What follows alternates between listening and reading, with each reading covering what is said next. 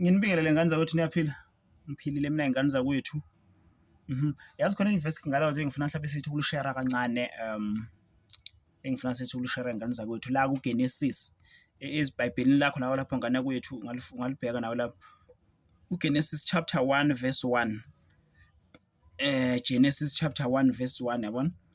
Iyona ncwadi yokuqala nje le othi mawuvula iBhayibheli ivesi lokuqala oqale nje ulifunde mayisuka nje isuka ibekwa nje ezwini lenkosi yabona ngane zakwethu ngithi angiyithinte le ndaba yabona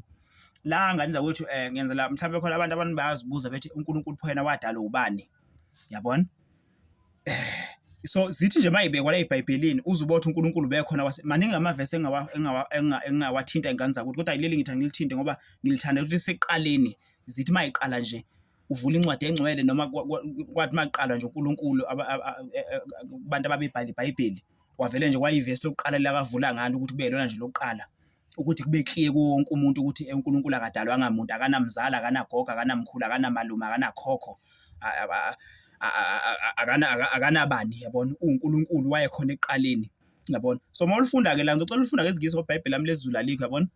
mawulifunda nje ngezingisi lithi in the beginning God created the heavens and the earth kwase kufakwa unqi egcineni wayesema nje uNkulunkulu lapho ochaza ukuthi ubekhona eqaleni before lezi zinto lezi exist umhlaba nezulu before exist mhlawumbe uyazibuza ukuthi uNkulunkulu wadalani emhlabeni nje uyibona izihlahla nezinkanyezi nathi abantu emhlabeni nolwandle nezimbuzi nenkomo nezinyoni nakho konke okubonayo emhlabeni kudalwa uJehova uNkulunkulu wezulu kwase kuthi ezulwini abanye bazibuza ukuthi khona nezulwini njengoba sila emhlabeni thina ezulwini ingane ukuthi mhlawumbe uyazibuza number 1 ezulwini khona uNkulunkulu uJehova kube khona uJesu Kristu ohlezi ngakwesobunene sikaNkulunkulu ku right hand side of God ubaba wakhe bese bakhona umoya engcwele bese kuba khona imithetho elishumi khona imithetho elishumi ekhona la eBhayibhelini ikhona lezulwini bese kuba khona idalwa khona abantu abaphila ezulwini ababizwa ukuthiwa idalwa kube khona amalunga abantu okuthiwa amalunga bese kuba khona ingilosi khona ingilosi ezulwini yabona bese kuthi ke ngoba amazulu awu3 izulu lesithathu lele ngikhuluma ngalo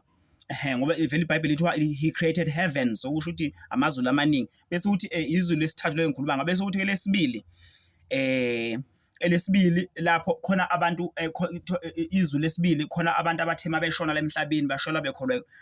asebafa bafe bekholwa inkosi uJesu Kristu basezulwini lesibili okuthiwa iparadise lelo zulu lelo lapho they are waiting for the judgment day lapho bakulelo zulu lelo ke bahlezi lapha endaweni ekhanyayo kuthiwa iparadise lelo zulu lelo bahlezi lapho la umazulu uNkulunkulu awadala balithi iBhayibheli eqaleni mayisuka njengoba uNkulunkulu bevele khona waseqaleni lithi nje iBhayibheli mayisola lithi uNkulunkulu he created heavens and the earth yabona ushuthi ubevele khona uJehova indaba engilanda kakhulukazi ukuthi uNkulunkulu bevele khona le amazulu ngiyachaza ngelinye ilanga ukuthi amazulu awu3 ngiwachaze kodwa nje bese wachazela amabili ukuthi khonani kulamazulu amabili yabona na uthi emhlabeni wadalana okusho ukuthi uJehova uNkulunkulu bevele khona yena bo before exist lezi zinto lezi yabona ngithi ngichazele kubantu abazibuza ukuthi uNkulunkulu phela uzalo ubani ugogo wakhe ubani umkhulu wakhe mayivula nje iBhayibheli uqala ulifunda nje ivesi lokuqala lithi nje in the beginning God created heavens and okusho bengekho lutho kahle ayikho into ade ikhona bekuvele kukhona yena uJehova uNkulunkulu wezulu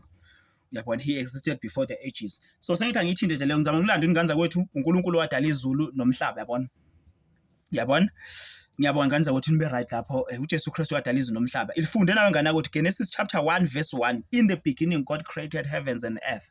kwase kufaka unqi egcineni ngoba uNkulunkulu indlela nje avula ngayo lochaza ukuthi bevele khona manje usiya kulabantu ababebhala iBhayibheli abayathumela ukuthi bebhalwe izwi lakhe emhlabeni wayesethi nje into yokuqala omele niyibhale mayisuka bhalani nje ukuthi in the beginning I created heavens and earth bese nifaka unqi egcineni singabe saqhubeka before siqhubeke nezwi lenkosi into yokuqala nje bengikhona ngaseqala ngase ngidala izulu nomhlaba kwase kufaka i full stop egcineni yabo ngiyabonga nibe nosoluhle.